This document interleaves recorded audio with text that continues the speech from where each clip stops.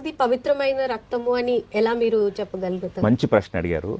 యేసుప్రభు వారు రక్తము పవిత్రమైంది అని చెప్పాలి అంటే మొట్టమొదటిగా యేసుప్రభు ఎలా జన్మించాడో తెలుసుకోవాలి.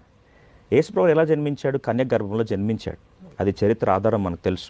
అందుకొరకు కన్యక గర్భవతి అయి కుమారుని కంటుందని ప్రవచనం చెప్పిన తర్వాత దేవుని దూత కన్యకతో మాట్లాడుతూ మరియమ్మతో మాట్లాడుతూ దయాప్రాప్తురాలని చెప్పడం ఆరంభించి, నువ్వు గర్భవతి అవుతావు, కుమారుని కంటావు, తన పేరు యేసు అని పేరు పెట్టాల్సి వస్తుంది, ఆయన లోక పాపం మోసుకొని పోయే దేవుని గొర్రెపిల్ల అని యొక్క వర్తమానం ప్రకటించక మునుపు ఒక మాట గమనిస్తే తను ఏమంటుందంటే, అది ఎలా సాధ్యం అవుతుంది, నేను పురుషుని జాడని ఎరగని దాన్ని కదా.